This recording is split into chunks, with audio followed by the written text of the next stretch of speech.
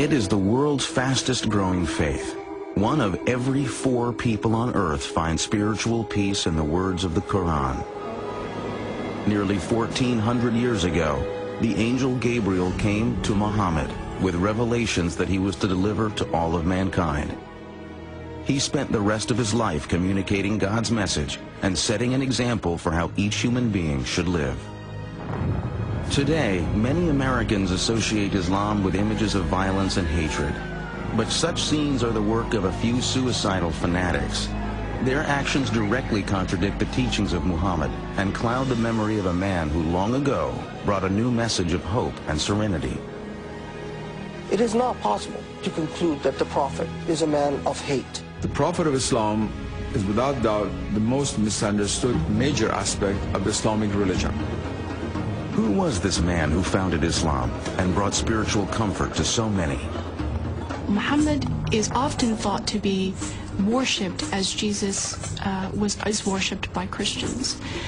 This is absolutely and categorically not the case. He was an ordinary human being with the same emotions, the same fears, the same insecurities that we live with. Today, Muhammad's words of tolerance and peace offer many the same guidance as they have for centuries. God's messenger, the Prophet Muhammad.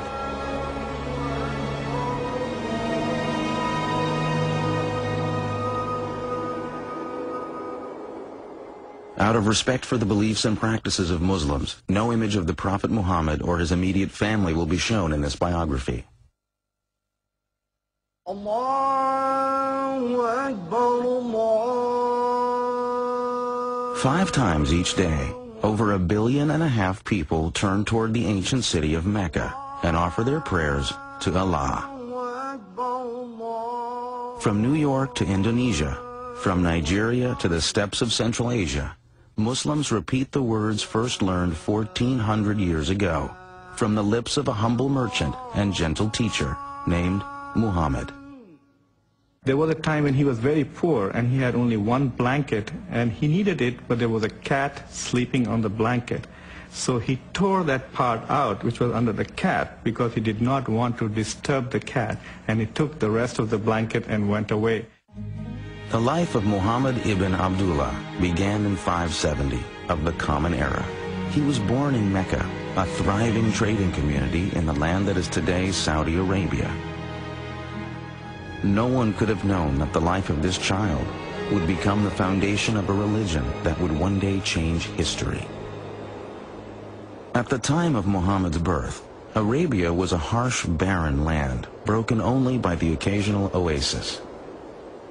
The Arabs who lived in this demanding world migrated from site to site, struggling to live off their flocks in the harsh desert. To survive in such a place, Arabs depended on the support of their tribe. The tribe protected them from harm, not only from the desert, but also from the endless raids and vendettas launched by other tribes. Social life in pre-Islamic Arabia was grim, and Muhammad was born into a time of violence, turmoil, and despair, not unlike our own. The basic structure of social organization was the tribe. But the desert nomads also depended on other Arabs who had gradually built small cities where they engaged in commerce. The most prosperous of these cities was Mecca, home to the young Muhammad. Muhammad was a member of a tribe called the Quraysh, who had left the nomadic life and become prosperous as caravan traders. Muhammad had been raised an orphan. By the time he was 8, he was under the care of an uncle who was head of one clan of the Quraysh tribe. As the primary tribe of Mecca, the Quraysh were also the keepers of the Arabs' holiest religious shrine, the Kaaba. Although a deity known as Allah was recognized, many other gods and goddesses were also worshipped at the ancient Kaaba. Arabs prayed to over 300 idols that stood in and around the sacred cube-shaped structure. It had a very important social and political consequence because it was a holy place and all violence was forbidden in a 30-mile radius around the Kaaba. Trading had brought wealth to Mecca. But jealousy and constant feuds were breaking down the old tribal system.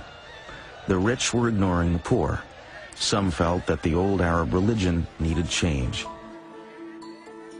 Jews and Christians had had their prophets of reform. Just as Moses and Jesus had provided inspiration and renewal, many in Mecca now longed for a new spiritual revitalization.